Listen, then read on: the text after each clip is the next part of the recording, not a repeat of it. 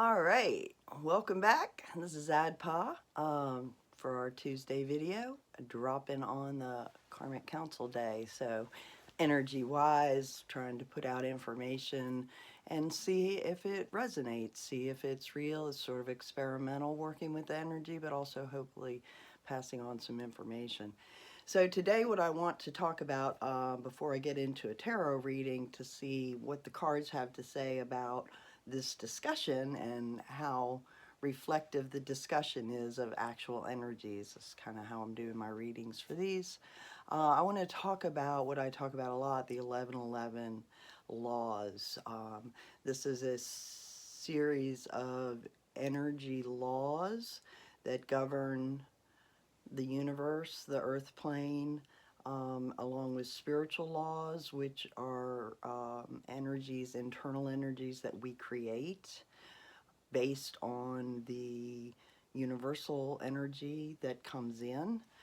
These were channeled in through the Dakota Nations, through Chief Golden Light Eagle. He has gone by many names.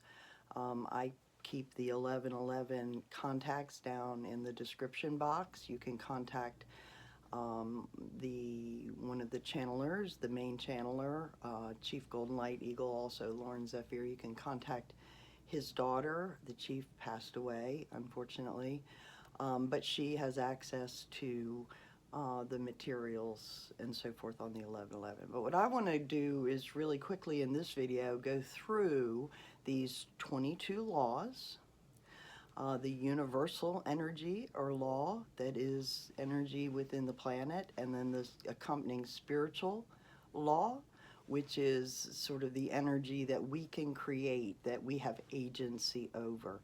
So one is an energy that exists, that we simply respond to, can take in. It affects us. It's an existing energy. We can't change the fact that it exists. The other is this sort of the energy we can create with it, and we have agency over that energy. We can put that energy out based on using the existing energy.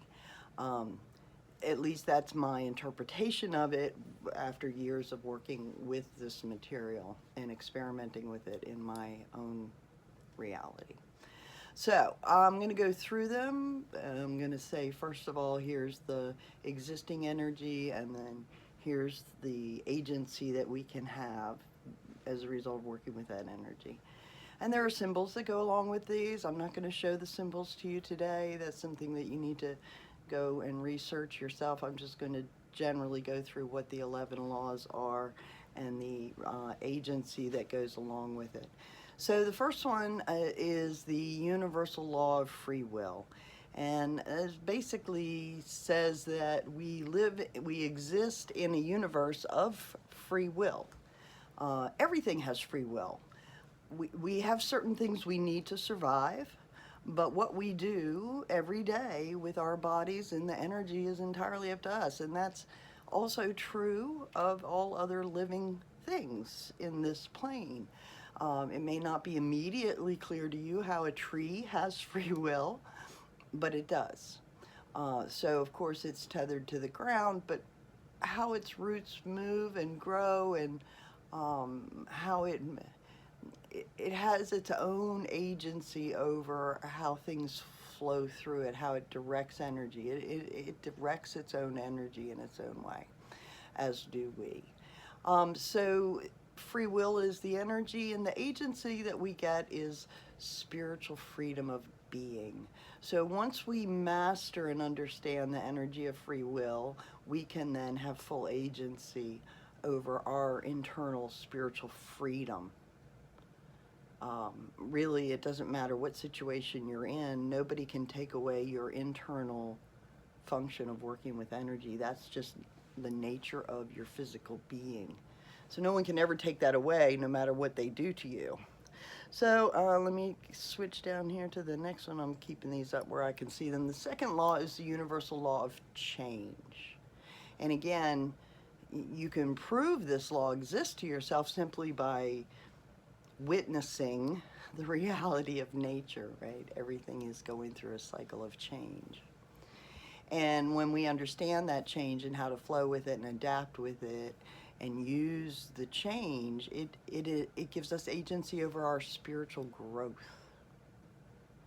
So in order to grow, it presupposes that you're going to move out of the current situation you're in into an expanded situation, into an extended situation. And that, of course, is change. But how you take that growth, where you direct that growth, that you have full agency over in all times. The next third law is the universal law of movement and balance. And you could say that all physics as we understand them are tied up in this law of movement and balance. So there is a balancing effect to things. Things move, either a tree sways in the wind, we move in all kinds of ways, we move through time. So that is the laws of the universe as we sort of understand them fall under this third law. And the agency that gives us is agency over our spiritual, the strength, health, and happiness. So you can think of it as if you are down or low and you get out and you take a nice walk in nature, it lifts your spirit, right?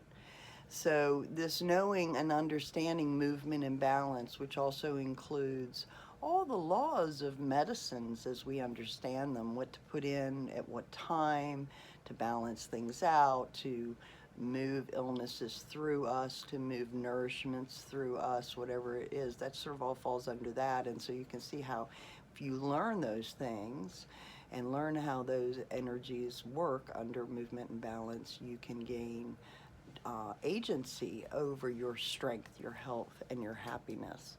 The fourth law is the universal law of innocence, truth, and family. And you might say that this is sort of a moral law.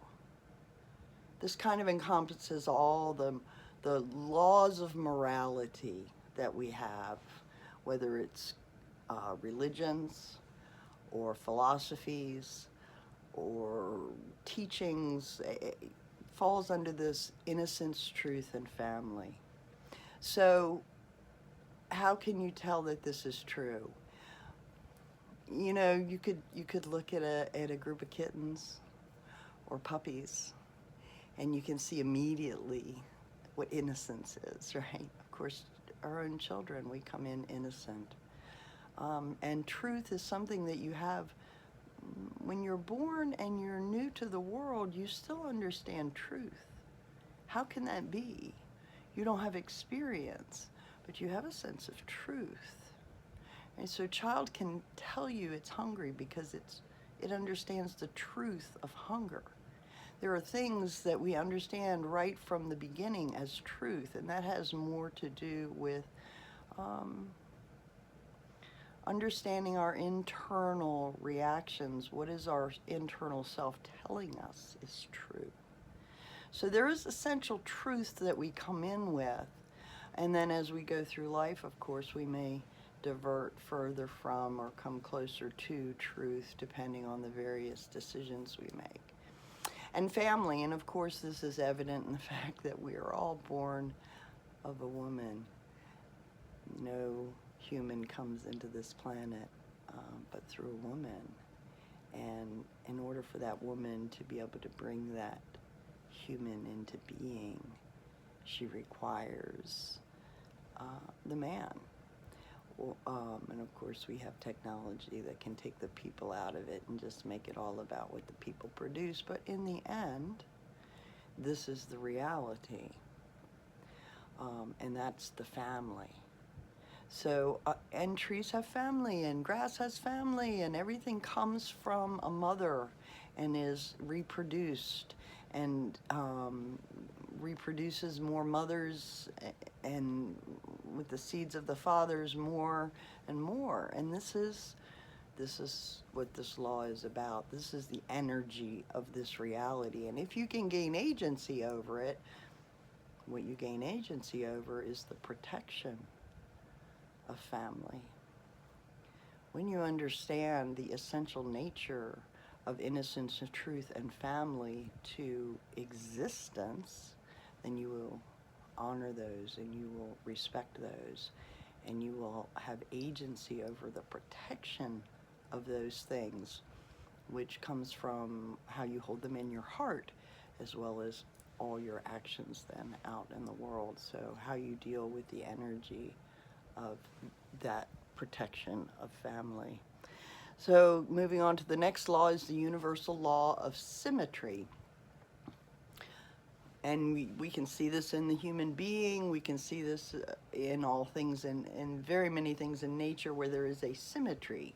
And even if we can't understand, say the exterior of something doesn't look very symmetrical to us, and yet if you were to, for instance, take a tree and look above the ground and below the ground, the roots will mirror the top of the tree in many ways. There's this balancing of side-to-side symmetry. This thing that brings together a balance and creates something viable. And of course, we've heard of this in all of our spiritual teachings too, as above, so below. So it includes all of that as well. And as we understand from our delving into some of the more esoteric sciences or quantum physics, and we start to understand this as well, that in fact our earth and our universe is somehow reflected in the very cells of existence as well. So there's this symmetry. If you can understand the symmetry and how things have to come together on different sides and meet, it gives you agency over the law of equality. So equality, you know, when you have a full understanding of the symmetry, and then you would honor all the things that exist that make up this symmetry and create this balance in this universe that allows life for all things, then you understand the value of not just self, but all others, and why there needs to be an equality in how you honor, respect, live with, act towards, speak about all beings. So, and of course we've seen this reflected in our politics. Nothing of the laws speaks to our politics so much as this one, symmetry and equality. The next law is the universal law of life. So, and you can sort of see how these energies start to build and layer upon each other. So when you have movement and balance and change and free will and all of this stuff, that doesn't in itself bring life. They all support life. But this is actually the law of life. There is a livingness, a beingness that exists in this planet that we can connect and feel and all have within us. Chi has been described in so many ways, the life force. But if you have an understanding that this is actually an energy life, it will give you the ability to develop agency over choice. Because life exists as a cycle, as a path. It runs course. And through that, it is your choice that determines what course it will run. So you can think of it as, it's understanding that the moment that you're in right now is, even though it is an eternal moment in the sense of the now is an eternal thing, you understand that in the next moment, you'll still remember this moment. There's a contiguousness of memory and a connectedness of each moment to the prior moments and to the moments that are unfolding as well. And it's agency over choice that lets us understand this and how our choices will shift and determine and make that path flow. So the next law is the universal law of light, sound, and vibration. And this one again is evident in optical science. Think about a prism, think about rainbows, think about harmonics. So there is the energy and frequency of light, sound, and vibration that connects everything on the planet, flows through everything, and light and sound move on that frequency and create certain vibrations. This is where there's color therapy and sound therapy and drumming therapy. These are all working with that law of light, sound, and vibration in some way. When you understand this, the agency that you gain over is very interesting because it's the spiritual law of intuition. When you tap into that harmonic, that frequency, that light, sound, vibration, energy, it opens up your intuition. You can sense along that frequency things that are out there, things that are coming, things that are around you, choices that have been made. So it's very powerful to understand this light, sound, and vibration law. The next law is the universal law of judgment. How does this work as a frequency and energy? The very fact that we talk about karma shows you how the law of judgment exists. There are responsive reactions to human energy production and activities which seem divine, inspired, karmic, dharmic.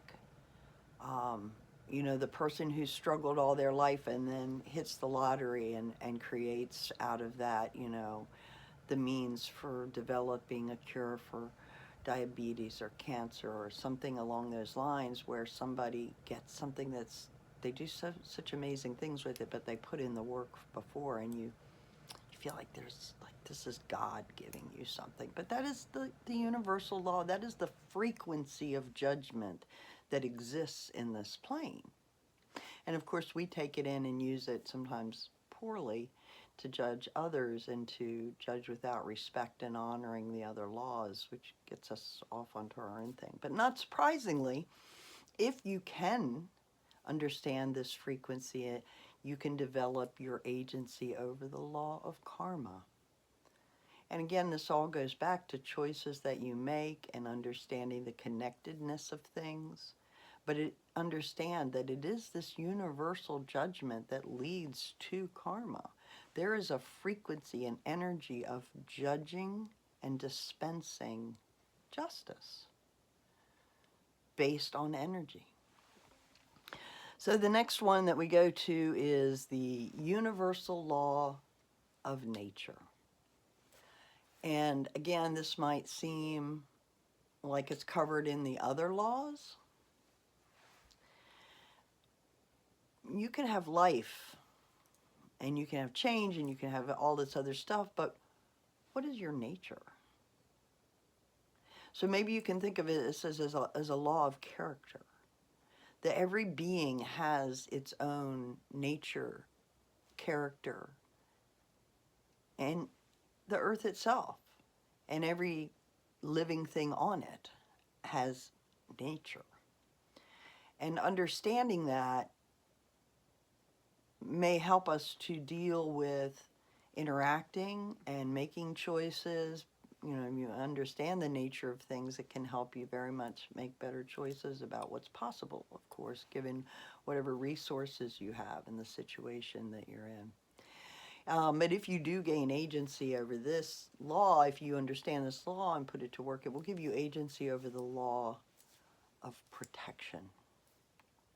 And that's protection of your nature.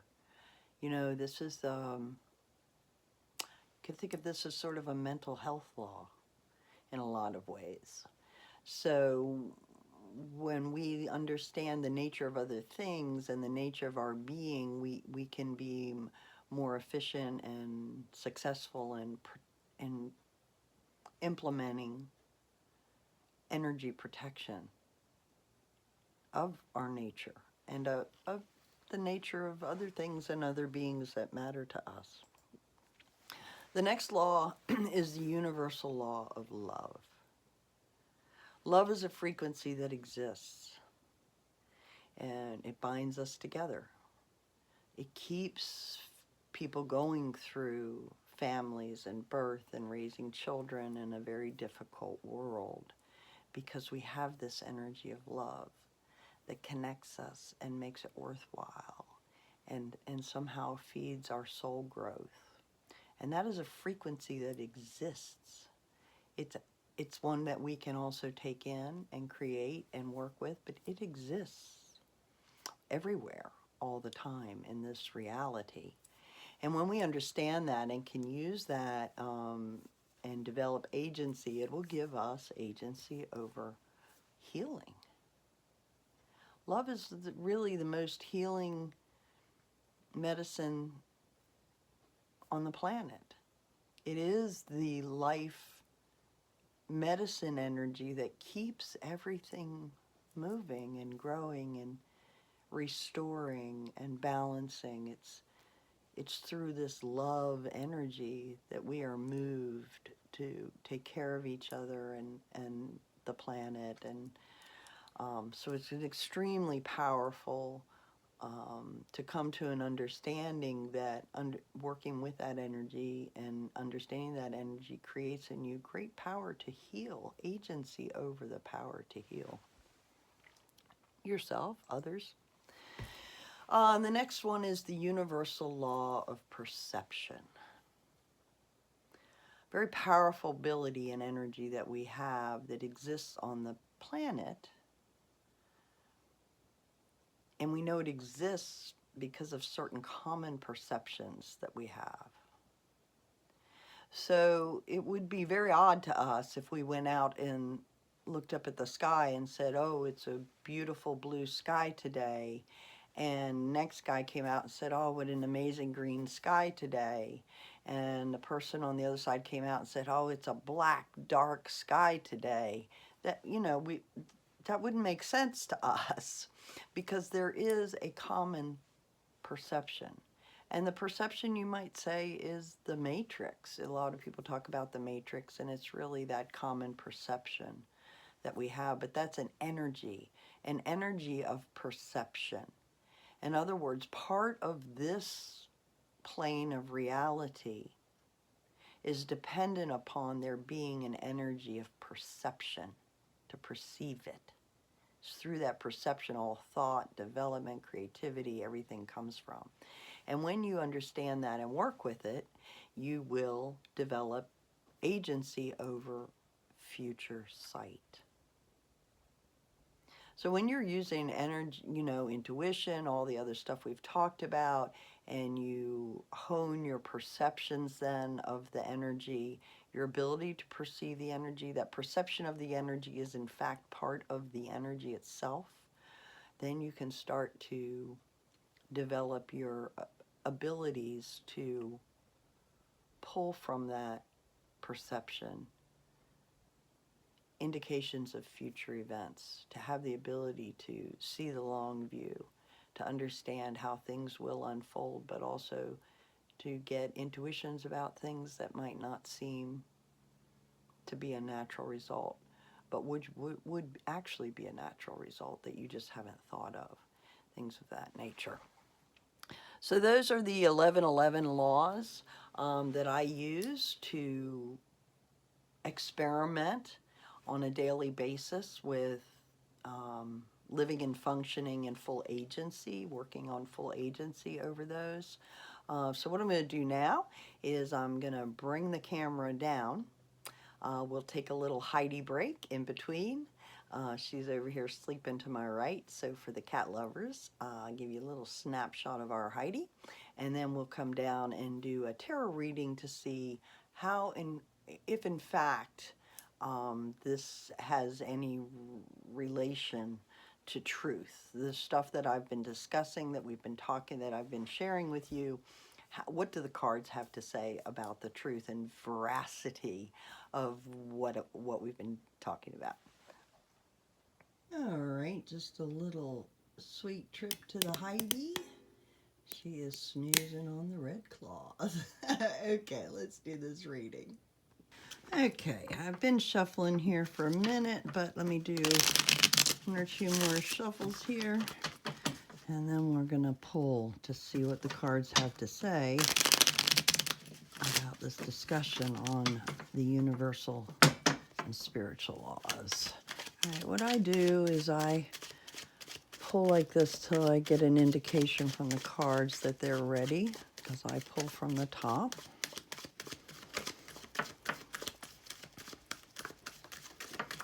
And I'm just tapping into the energy of the question and the energy of the cards. What the cards have to say about this reading.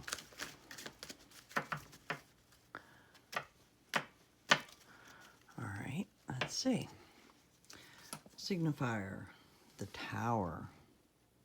That's very interesting.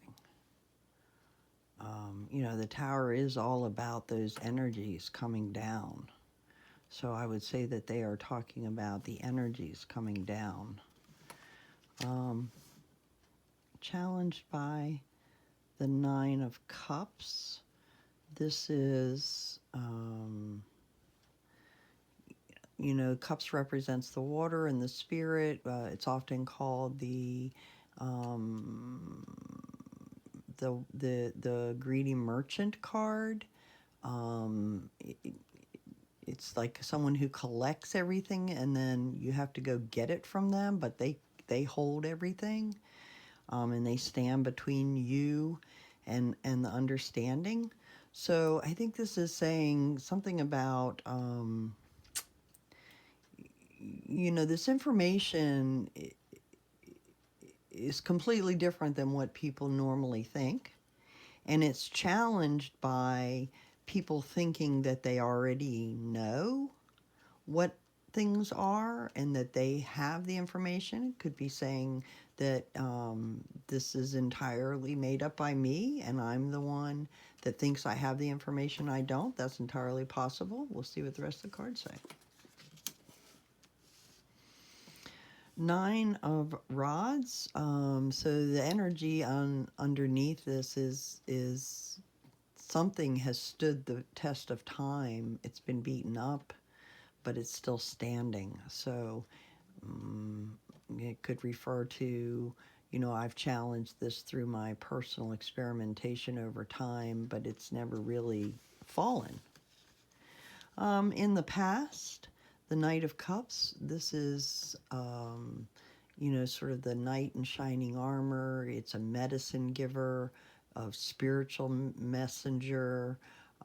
So this could be referring to the people who brought this in, were bringing in. This is a medicine. The card crowning the reading is the Nine of Pentacles.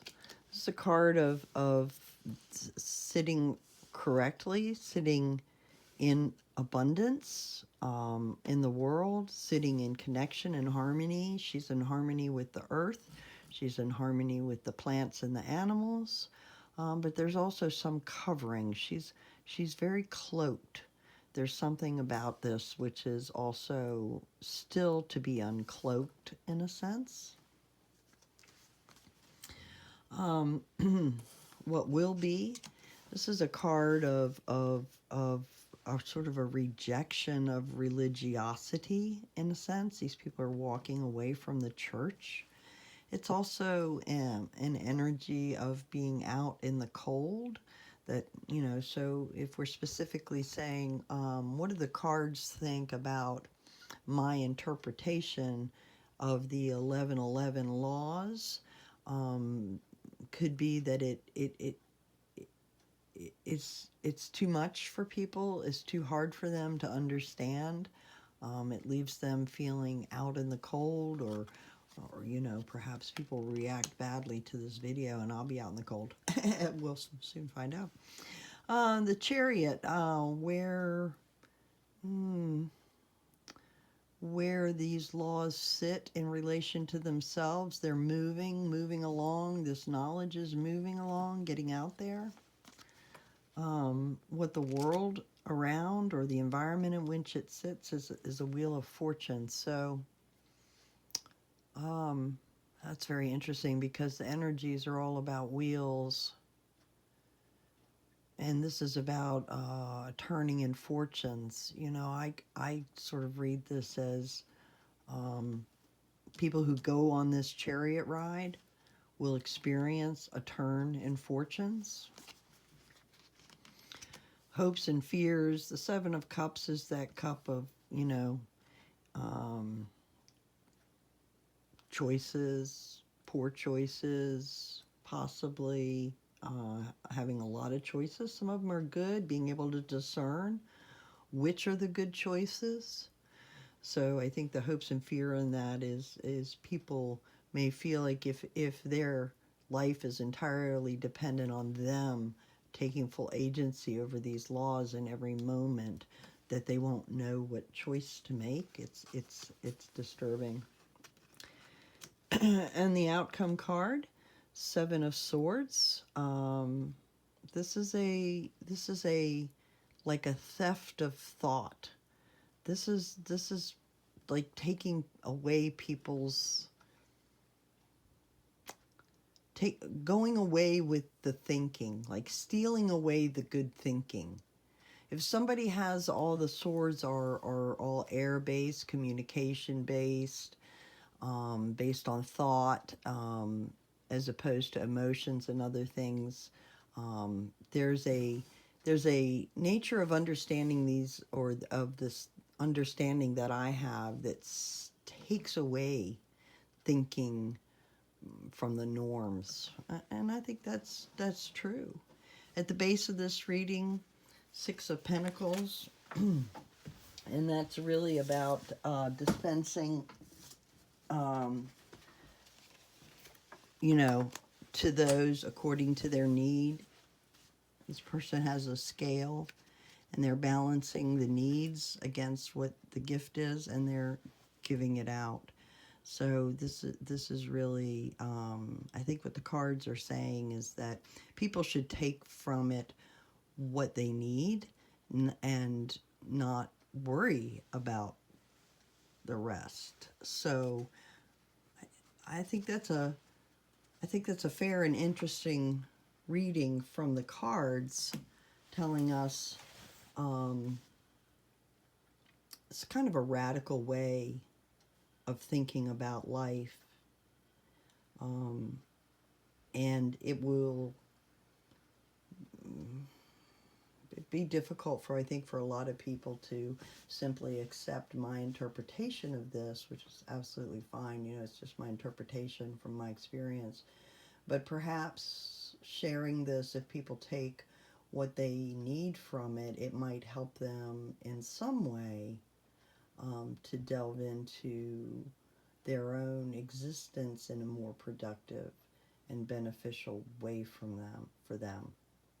So, okay, I'm going to wrap this up and with one little thing here, and appreciate it if you've hung in till now. Make sure you leave me a like and a comment. I'm looking for anything people want to read on. I'm going to move into a series of readings, which I will describe to you in just a moment here. Let me bring the camera back around. Okay, so as I said, thanks if you hung in through that. I want to move into a series of readings now on each law and going through what each law is. With each law, there are certain teachings attached to it. I'd like to delve into those a bit more and do readings on them as we go, get some feedback. I don't expect or have any expectations of outcomes on these readings. I'm trying to do it as unbiased as I can, so I appreciate any other readers looking at this, giving me feedback on what they see in these cards, and I'll be thinking about it too as well. But yeah, leave me a comment. Let me know what you think. Appreciate your time so much. You guys take care, and you know, be the love. Be the love out there.